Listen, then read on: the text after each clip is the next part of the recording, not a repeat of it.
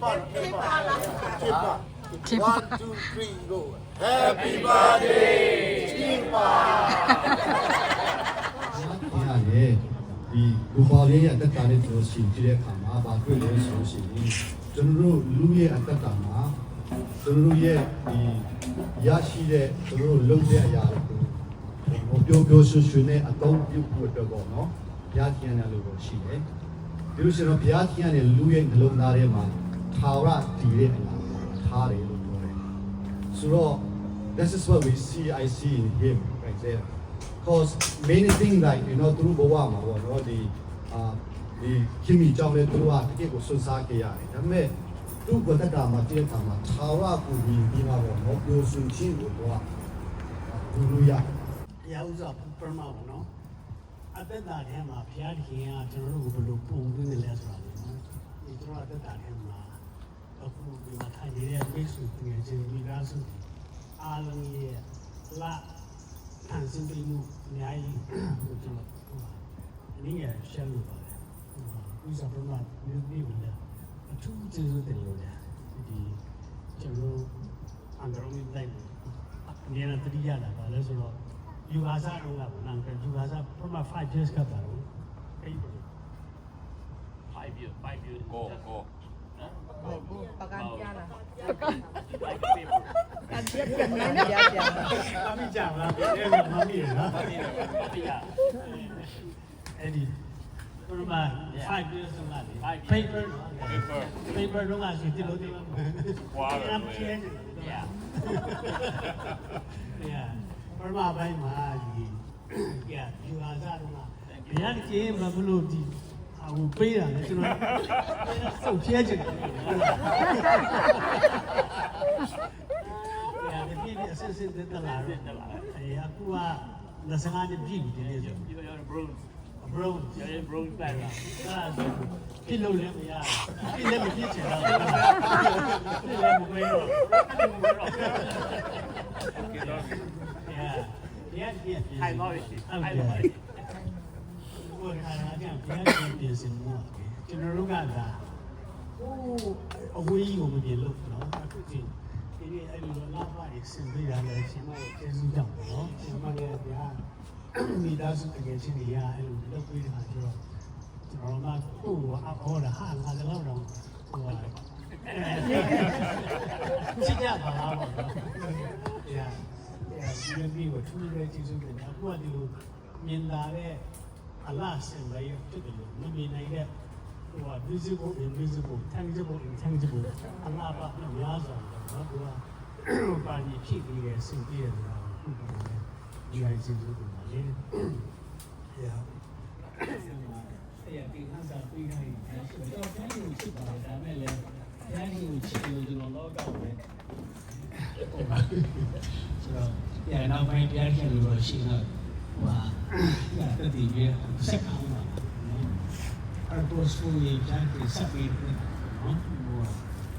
အဲ့ဒီတုံးပြဆိုတော့ပြောလို့အဲ့တော့we like my life big နော်ဆိုတော့အားလုံးဒီဘိုင်းတော့အားလုံးကကိုယ်ဒီဖက်ချာဒါဒီပေါင်းနေချင်ဒီနော်တော့ရother than reading, but there's reason. Excellent. Not the one don't know, yeah. It's a lot of things. And the nearest surviving, not a feel, yeah, it's a good thing. Yes, that's the company. 60ဆိုတာသူ့ရဲ့တဲ့ကျွန်မလည်းဒီမနေ့ပြောဖို့ဆရာပေါ်လာပြောတာနဲ့တိုက်ဟုတ်တယ်ဒီဘက်မှာနော်အသက်သားရဲ့3ပုံမပုံပေါ့နော်တွားပြီးဖြစ်တယ်ဒီတော့ကကြတော့တပုံပဲကျန်တော့တယ်ပေါ့နော်အဲ့ဒီ30 60 90ဒါနဲ့90ဆိုတာအခုချိန်မှာပေါ့နော်ဟိုရောက်နိုင်ဖို့ဆိုတာရမ်းရှားပြီလေနော်ဖြစ်တဲ့ခါကျတော့သူအသက်60ထိပေါ့နော်ဖျားတစ်ခင်ကလမ်းပြပို့ဆောင်တယ်ကျန်တဲ့နောက်ဆုံးပေါ့နော်ကျမတို့ဟိုဒီထက်နေဝင်တဲ့နိုင်ရှင်ပေါ့အခုချိန်မှာသူကမွန်လွယ်ပိုင်းရောက်နေပြီမွန်လွယ်ပိုင်းပေါ့နော်ဒါပေမဲ့ဖျားတစ်ခင်က သူ့ရဲ့ကြံရှိသေးတဲ့သုံးပုံတစ်ပုံပဲပေါ့နော်ဖျားရှာသူ့ရဲ့ဘုံတော်နာမတော်တင်ရှားတဲ့ဒီဆက်လက်တော့အောင်ပါစေဆိုတော့နော်ကျွန်မရဲ့သူ့ရဲ့အမေနဲ့ကျွန်တော်ဆန္ဒပြုတဲ့အရာတွေဖြစ်ပါတယ်လို့သူ့ရဲ့ကြံပြီးခဲ့တဲ့အချိန်ကဘယ်လိုပဲအရှင်စီပေါ့နော်အချိန်မှာဒါတကယ်အကြောင်းအချင်းပြီးတော့သူ့ရဲ့ကြံရှိနေသေးတဲ့တတ်တာပေါ့နော်ဖျားတကယ်အတွက်နော်ဒီသားစုအတွက်ဒီလိုဆိုတခြားသူတွေတက်ပေါ့နော်ဖျားရှင်ဆက်လက်တော့အောင်ပါစေဆိုတော့ရပေါ့နော်နာသူပြောသလိုဒီဝေးရ6ရက်6လ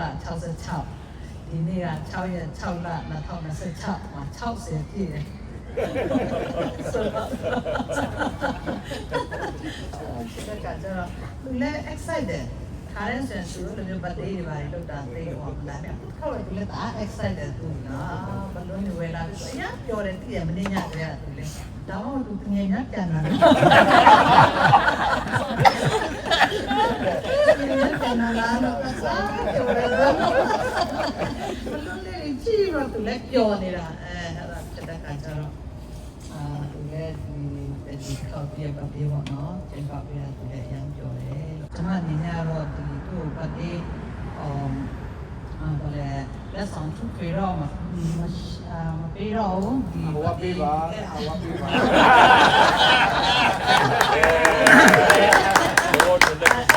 စနာနေမလာဘူးလေဆိုတော့ကျွန်မဟိုဘာလဲပြပေါ်နော်ဟိုဆောင်းပြ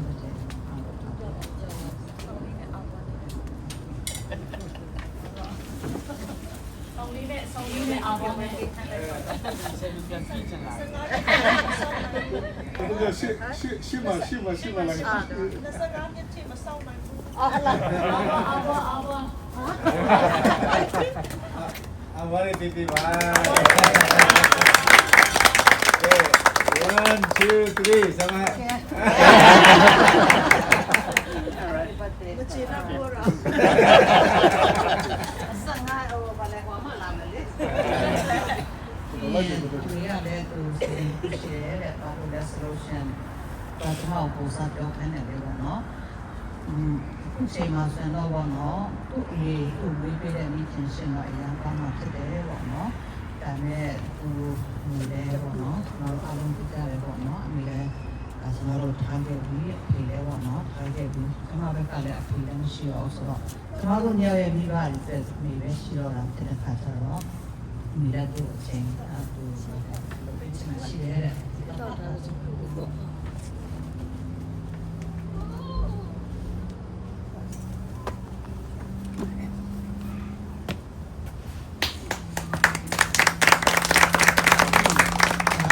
ဒီပေးတဲ့သူတွေကိုစားလို့ပဲပေါ့နော်ပြီးတော့ ตัวมีชีโลเซียนคนต่างมาผู้ชีวิตตัวเนี้ยสุดที่มาตัวมีชีโลมาไม่ได้ไม่กูซะแล้วสุดที่ละ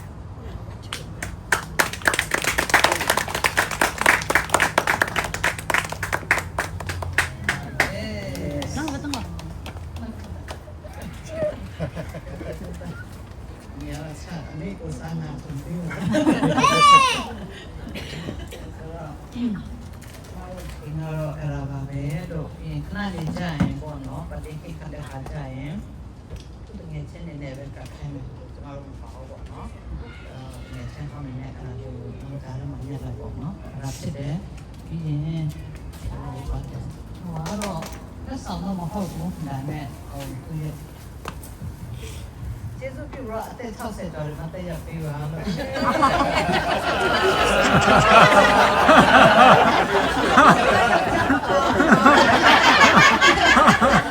ပါတော့60ကျော်မတူရှိရဆိုတာကြည့်နေတယ်လည်းမချိုသေးဘူးလားအဲ့ဒါတော့ဘာတော့မဟုတ်ပါဘူးဒါလေးကတော့မတရားသေးတာကိုအဲ့ဒါတော့ special ဆိုတာဖြစ်တယ် ကိုလေ welcome to 60 Senior citizen นี่เราวี 60 club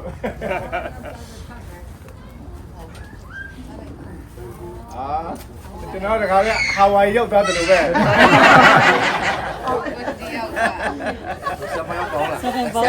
စပန်နည်းနည်းလို့သေးတယ်တော့ဒီ မင်း60ကျော်တယ်60ကျော်ဘယ်လိုဆိုပြောရလဲ คนละเซโจเลยอ่ะ ประมาณว่าနိုင်ငံကောတယ်မာငယ်တယ်ဒီထက်တောင်ငယ်တယ်ประมาณဟ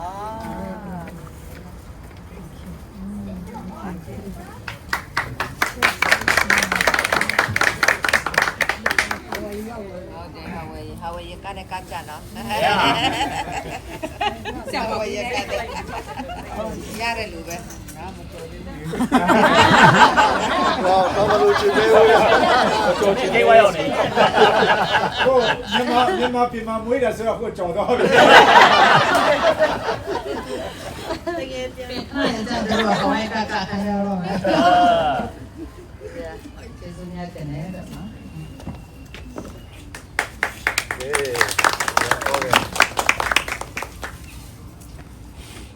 အားပြီးကိုလိုဒီဆောင်ကဖြစ်တဲ့အဆိုပဲရှိလို့ရှင်မပါဘူးဒီနေ့ကျန်လာတဲ့ပြုတ်တက်တဲ့အဆိုပဲရှိလို့ရှင်မပါဘူးကျန်လာတဲ့ခါမှာလည်းကိုလိုရှင်ကော်မတီတော့ဖြစ်ဆာရှိတော့ပြရှင်ပြပါ၏ဒုပိလနဲ့တဲ့မှာတမိုးတဲ့မှာကိကျတဲ့ကာလာကိုကိုလိုရှင်ဒုနဲ့အတူပါရှိတော့ကျေးဇူးရှင်မပါ၏နာပြအပူဆောင်ကိုလိုရှင်လက်တော်ကိုမြင်တဲ့အထူးပဲရှိလို့ရှင်မပါ We are here to witness how good you are and thank you so much you are so good so amazing God thank you so much in your name we pray amen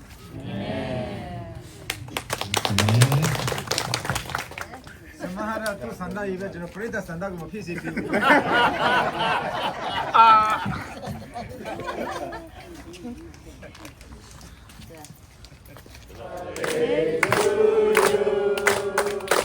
Happy birthday to you Happy birthday Kodania Happy birthday to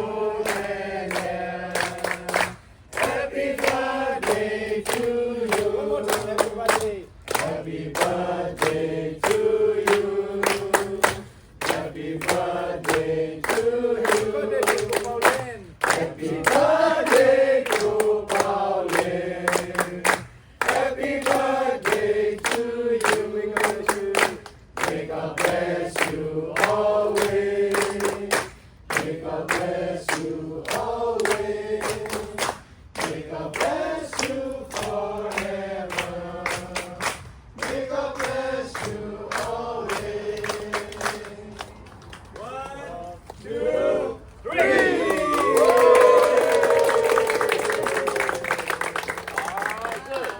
ဒါလေးနဲ့တကယ်ဖျားတကယ်ချစ်တယ်တို့မှဒီသားစုကိုလည်းတကယ်အညစ်နာခံတို့မှတကယ်လည်းဖခင်ကောင်းပြီးသားတဲ့ခင်ပွန်တွေကောင်းလည်းဖြစ်တယ်တကယ်ပဲအာကူအားထုတ်ရတဲ့ဖြစ်တယ်ကျွန်တော်ရွေးရောက်ခါစမှလည်းတကယ်ကျွန်တော်ရဲ့အာကူအားထားရတဲ့အစတင်ခဲ့တဲ့နေရာလည်းဖြစ်တယ်ဒီမှာကျွန်တော်ရဲ့ကျေးဇူးရှင်တွေကိုပေါ့လေဒီမှာဆရာစိတ်တို့မဆာဂျကိုပိကဲတို့ကိုရှင်းတို့သူတို့ရှင်မှာကျွန်တော်အလုပ်လုပ်ခဲ့ဖို့တယ်သူတစ်ဖက်ကိုပေါ့လေကလူပဲနဲ့သူ့အိမ်မှာကိုကျွန်တော်ကိုထားခဲ့တယ်အားနှမျောဆရာကောင်းတယ်လူတွေကအားနှမျောကြတယ်ကျွန်တော်တို့လူပဲနော်ကျွန်တော်တို့ဘူးချမ်းမာလို့ငဲတဲ့လူပဲနောက်မတည်တာမဟုတ်ကျွန်တော်အသက်ကြီးတဲ့လူအရင်ဆုံးက60ကျော်ဆိုခင်ဗျားတို့တချို့ရေပြီးတော့မှကျွန်တော်တို့လည်းအရင်တော့တဲ့ပုံစံမျိုးနော်ကိုယ်လည်းငယ်ခင်ဗျားတို့ကဆောမတော်ကြတယ်ကြည့်စင်မြင်လိုက်ပဲတော့ကောင်းပါတယ်ပေါ့နော်ဒါပေမဲ့တစ်ခါကျရင်အဲ့လိုလည်းမဟုတ်ဘူးငယ်တဲ့လူလည်းအရင်သွားနိုင်တယ်ဖျားရှင်တဲ့ချက်မှာပဲရှိတယ်ကျွန်တော်ဖျားပေးငါထားတဲ့ဒီအသက်ကိုကျွန်တော်တို့ဒီကျေးဇူးတရားနဲ့အမြဲတမ်းတည်တတ်ဖို့တင်လိုအပ်ပါတယ်နောက်တစ်ခုကဆမဟာလို့ကျွန်တော်ချီးမွမ်းချင်တာတခုကဘာလဲဆိုတော့တို့မိသားစုကဒီမှာကြည့်တဲ့အခါတော့အားလုံးတော့တက်ဆက်ဆက်လန်းဆက်ဆက်ကုန်လုံးကဆူပီပီဒီနေ့တကယ်ချင်းကြောက်တဲ့စကားပြောရင်းနဲ့နယူးယောက်မှာတဲ့ဒီ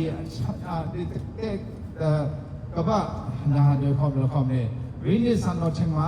ဆန်ချင်တင်ထားတဲ့ကစီနဲ့ဆုံးမိသားစုတဆူရှိတယ်သူတို့ဒီသားသမီးကလေးမြောက်တဲ့သူ့အဖေနဲ့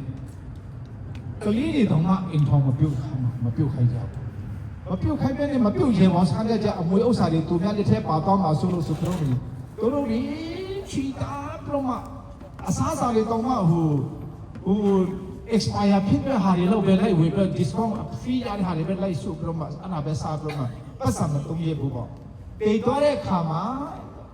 အမွေခံလို့မရှိဘူး တန်းနေရတော့200 million လောက်ကြံခဲ့တယ်သူတို့မသုံးလိုက်ရဘူးဒါပေမဲ့ဆမဟာတို့ဘယ်လောက်ဘန်ကောက်ထဲမှာကြံသေးလားတော့မသိဘူးလားပွဲနေတော့လုပ်တယ်နော်ဒီဟာကလုံးနေအောင်ပြန်ဆက်ကောင်းချီးပေးတယ်ဟာလေလုယာသူတို့လုံးလေးအစင်ပြေလေးပဲဖျားရှင်ကတာဝန်ယူတယ်ဖျားရှင်ကသူတို့တော့လုံးတစ်ခါမှအလကားဟိုကဲစားကြတောက်ကြဟဲ့ဗျာတောက်နေရောပါတီပွဲလုံးလေဒုံဒုံလိုက်လိုက်နေတယ်မဟုတ်ဘူးဂျေဇုတော်ပဲတမ်းရှိမှန်းတယ်စွတ်တောင်းကြတယ်ဒါကတစ်ဖက်မှာတချို့ကပြန်နေတာဒါဝိတ်ကြိုက်တယ်ဆိုကုန်ပဲတကယ်တစ်ဖက်မှာကျွန်တော်ဂျေဇုတော်သူအများကြီးရှိမှန်းတယ်ခါမှာဖျားရှင်ကလည်းရှိမှန်းနဲ့ကောင်းချီးပေးတယ်ဒါသမီးတွေတော့နင်းစီတဲ့လက်မှာနေကျွန်တော်တမင်းလက်မှာနေသူ့အယူနေသမီးကြီး ဆိုတာဒီ60ဆိုတဲ့ဟိုပေါင်နဲ့60မှာပြည့်ခင်အချိန်အတော်တွင်းမှာကြုံဆုံခဲ့ရသမျှအတွေ့အကြုံအားလုံးဘုရားရဲ့အကြံစီနဲ့နော်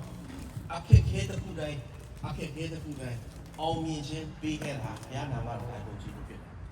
သူ့ရဲ့အသက်တာကိုကျွန်တော်ကြည့်တဲ့အခါမှာလူဖြစ်တဲ့အတွက်အဖြစ်သားဖြစ်တဲ့အတွက်ကြုံခဲ့ရတယ်မလုတ်တင်တယ်မလုတ်ချင်တယ်လုတ်ခဲ့တယ်ရှိတယ်လို့တော့လဲအဲ့ဟာဒီအားလုံးပင်နေဘုရားသခင်ကတပါးသောသူကိုသူ့တန်နိုင်ကတော့ဒီခေါ်နိုင်ဖို့ရသူ့ကိုပေးတာဖြစ်ဒီ60ဆိုတာကကျွန်တော်တို့3ပုံတစ်ပုံတွေ3ပုံတစ်ပုံတွေတော့ကျွန်တော်မသိဘူးဒါပေမဲ့ဘုရားကအလုံးလုံးတဲ့ခါကျရင်သူကိုယ်နိုင်ကအနှစ်30ပြည့်ဒီမှာမလုပ်ဘူးဒါပေမဲ့တန်ရှင်းသောဝိညာဉ်တော်ဘုရားရဲ့ဖိတ်ခေါ်ခြင်းအားဖြင့်ချိန်ကုန်တော့တွေ့ပါလေကြောက်ဆုံးပြီးမှတော့ဖမ်းနိုင်တာဖြစ်တယ်ဒီနေ့နေစပြီးတော့မှ60နေပြီးတော့အခုမှစတာဖြစ်တယ်ဟာလေလုယာဟိုပေါလဲကသူ့ရဲ့စကားပြောတဲ့ပုံစံတွေကျွန်တော်ကြည့်တဲ့အခါမှာကျွန်တော်တို့တွေ့ခါစားတော့စကားကို sentence တစ်ခုတော့မပြီးအောင်မပြောနိုင်ဘူးအခုချိန်မှာသူတရားဟောမလားလာခဲ့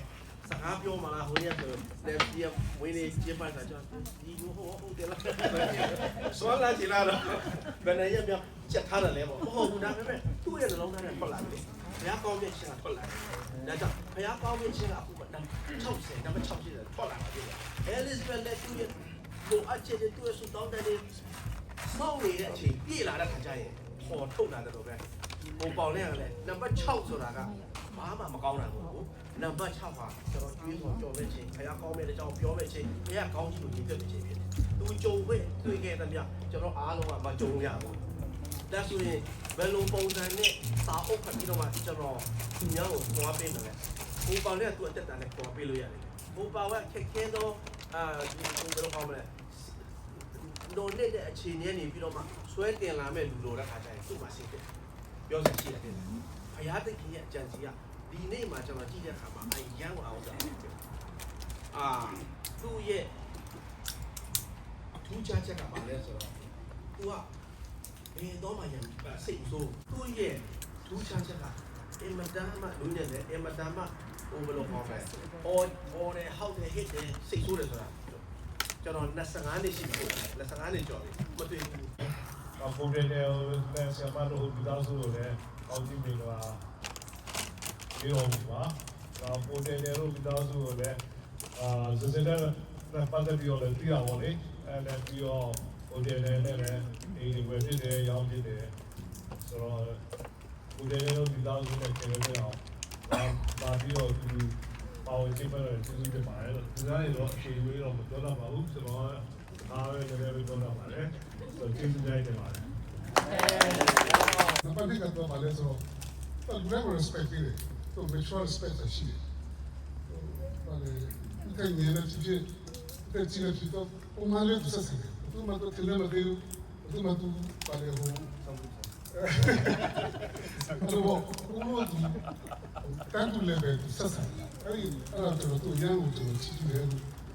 阿拉在海里头，单独respect 的路，这个妈咪的。ကျွန်တော်ရောက်စားမှာဟိုတူတူတွေမှာအချင်းချင်းတိုက်တယ်စနေရဆိုအဲ့တော့ကျွန်တော်လည်းတော့စပြရှိကျွန်တော်လည်းတော့ဘယ်လိုကျွန်တော်လေးစားကျွန်တော်ဟောကျွန်တော်ပမာပြေရောက်စားဆိုတော့ကျွန်တော်ပဲစတဲ့လို့ဟောကျွန်တော်ထင်လို့ကျွန်တော်သိချင်လို့ဆိုတော့ကျွန်တော်ရှိုးနေမှာလို့လာပြီဘုမင်းမရဘူးအဲ့ဆိုရမှာဆိုတော့ကျွန်တော်မစတဲ့တော့ကျွန်တော်ဘာမှမသိဘူးဆိုတော့ကျွန်တော်respect ပေးတယ်ပေါ့လေဆိုတော့ဒီကျွန်တော်ဒီရှာ ကြီးတော့ကျွန်တော်အဲ့ဒီကျွန်တော်လေးစားတယ်ပြီးဆိုတော့ဒီရဲဆိုတော့ကျွန်တော်လည်းပြောရှင်တယ်မဆူတောင်းလို့ချင်တာတော့ဗာလဲဆိုတော့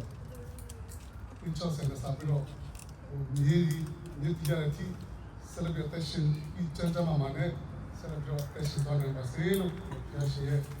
ဒီလိုမှလည်းကျွန်တော်ပြောတယ် celebration ဒီဆော်ရနေမှာစေလို့ကျွန်တော်လည်းကျွန်တော်မိမနဲ့စတောင်းပေးရပါတယ်လို့ပြောတယ် တဲ့60မှာကျွန်တော်တို့ကိုဖိတ်ချင်နေเนาะသူ့ရဲ့အသက်တာကိုကြီးအားဖြင့်ကြီးချင်အားဖြင့်ဘုရားရဲ့ဘုန်းတော်ဒီထက်မကထင်ရှားစေတော်မူပါဒီမှာရောက်ရှိလာတဲ့ချက်တော်ကြီးကိုလည်းပဲပေါ့เนาะအဲ့လိုမျိုးဘုရားရဲ့ဘုန်းတော်ကိုထင်ရှားစေတဲ့အတွက်ရောက်တိုင်းညဒီနှစ်60သူ့ရဲ့ဘုန်းလေးမှာเนาะရောက်တိုင်းပဲဘုရားပေးတဲ့ဒီကျမ်းစာတွေကကျွန်တော်တို့ရောက်ရှိတိုင်းရဲ့အသက်တာမှာစကားပြောပြီးတော့ကောင်းကြီးပေးပြီးတော့သူ့ရဲ့ဘုန်းတော်ထင်ရှားတော့ခန္ဓာကိုမိသားစုရောက်တိုင်းဖြစ်ပါစေလို့ကျွန်တော်ပြောချင်ပါတယ်ဖျက်ရှိကောင်းချီးပေးပါစေ။ရှင်ပြောလို့ကြောင့်တော့60ရောက်လာကျွန်တော်ဘာတူကိုဟာကိုတော့အခုနေ့40ကျော်ခန်းစားလေးဝင်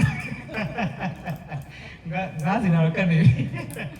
မယုံနိုင်ဘူးလေနော်ဆိုတော့အခုရှေ့ရတယ်ရဆရာပေါ်ပြီးတော့ဖြစ်ဖြစ်စက်စင်စင်ရောဖြစ်အကုန်လုံးအကြီးပြီပါနေ့60ရောက်တကယ် congratulation ရဖျက်ရှင်ကောင်းချီးပေးတာဖြစ်ပါတယ်လို့ဖျက်သက်ပေးတာဖြစ်တယ်ကျန်နေတဲ့ဟိုအထက်က60တက်90ရောလေဖျားရှင်ပို့ဆောင်မှုနဲ့ကျမဆိုတာရောက်ရှိနိုင်ပါစေလို့ Happy Birthday လို့ဆန္ဒပြုပေးပါတယ်။ 哎呀，别看要了呗，哥，没，你揪的，我对着没了。而且优秀的，你是不是他们要人人生？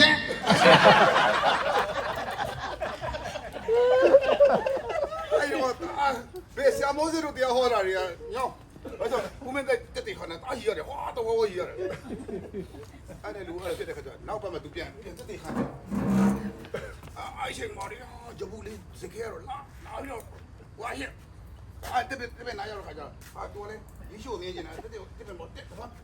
这方面没得，这边。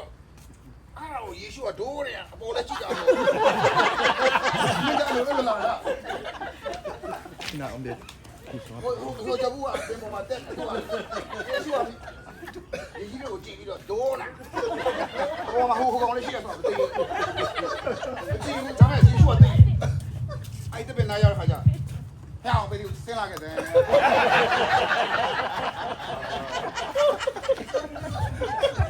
今年没人养啊，没养啊，纯杀了。3公里吧，也得我过。哎，我那都路过呀。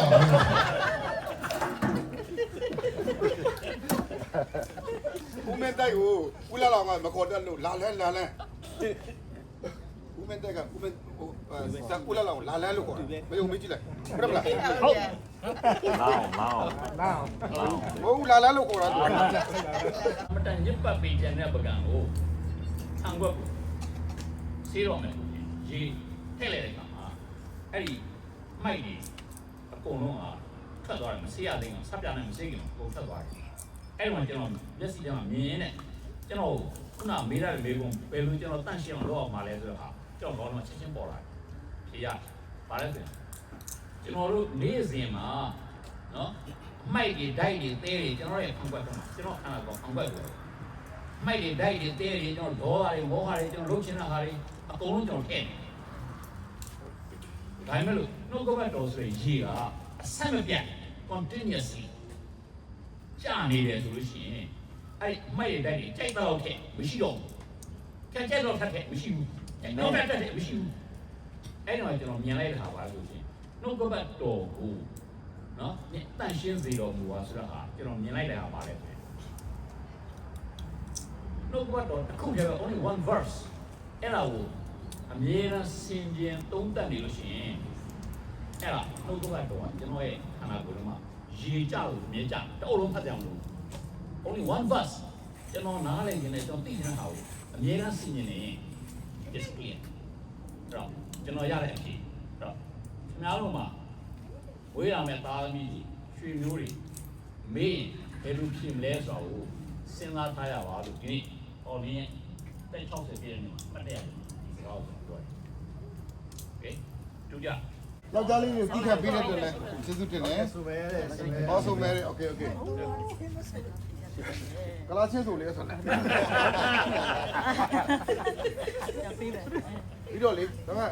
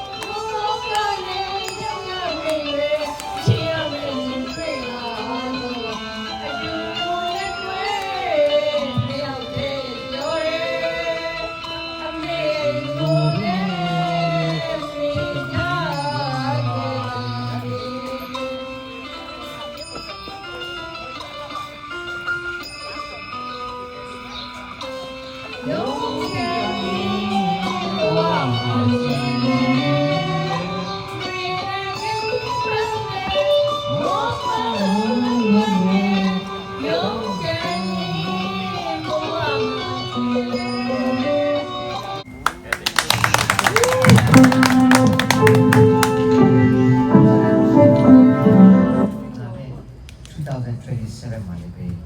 ဒီထဲမှာကကိုရှိစာပေါင်းများစွာအောင်မြင်ခြင်းကျမ်းမာခြင်းပေးပြီးတကလာပေါ်ရှိခုလိုဒီမွေးနေ့ကိုလည်းပြန်နေပြီးတော့ခြေပန်းတဲ့ခုလိုလေးပြင်ဆင်ပေးလို့ပါတကယ်တွေ့ထုံပြီးသားဆိုယေရှုနာမှာပြီးဆိုကောင်းချီးပေးတယ်ဘုရားရှင်မလာတော့ညီတက်ချေဝမ်းမြောက်ချီးပျော်ရွှင်ခြင်းကျမ်းမာခြင်းဖြစ်တော်တတ်တာပေးတယ်ပြီးဒီကနေ့သူရဲ့မွေးနေ့အားဖြစ်လာရောက်တော့အားပေးကျူဆိုဝမ်းမြောက်ဝမ်းသာရှိတော်ရှိကြတော်ညီကိုမောင်နှမရောက်တိုင်းများကိုလည်းကျွန်တော်ကောင်းချီးပေးပါတယ်ဟာလေလုယာကိုရောဒီကနေ့ကျွန်တော်စီဝဲစားတဲ့ဆုံးဖြတ်ပါဝင်ပေးတယ်ပြန်လည်ပြီးတော့ကိုရှိကြီးကိုပြန်မိမိတို့ဒီနေ့မှာပြန်လည်တော့သွားတဲ့ခါမှာလည်းပဲ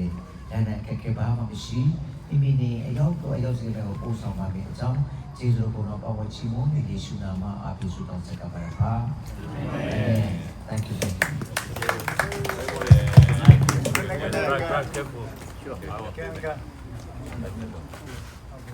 Wow, saya naik terus sih. Mungkin kayak ya dong. Dapat sama baik di video. Dia jadi yang lu ya nih. Saya soalnya tuh kangen ya. Yeah, happy birthday. Thank you. You're from you, wow.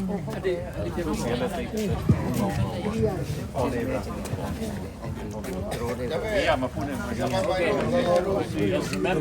I know, Mama. Happy birthday, Kimba.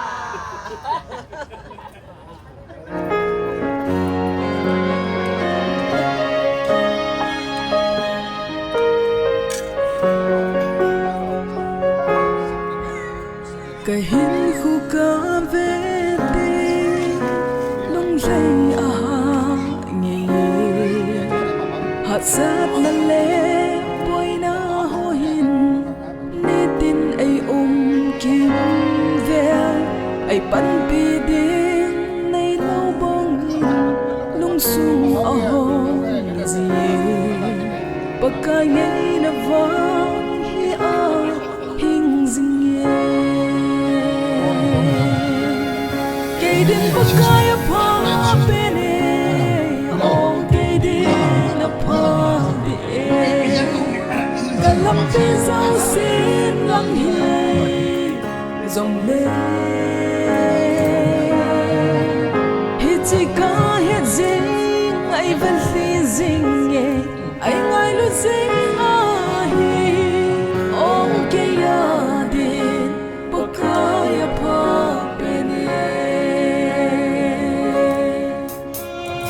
lâm vía nâng ai ho năn nông xuân ngày gì bố nằm mũi sợ gì na khuất tu đàn na thiếu bột à say gì về kìm nếp bi đến nay lâu cây mòn bắc cay nang lâm cà về nang ma bầu đây cả ngày chặt mây vạ chuông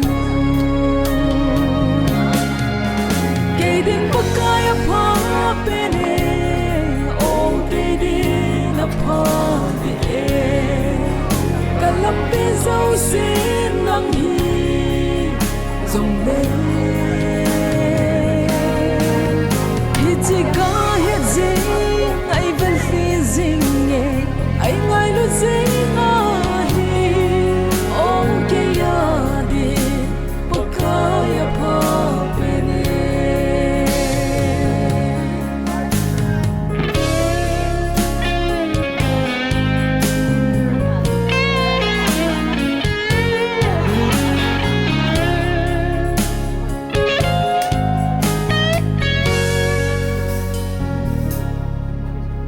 nang lama pang te ho hom be lo bang zong le sa dat te ho na mo sa chu no pina mo chan ke zong pa kai chi ka te pen na ken du la bi ken vang hi chi alu penin ka ke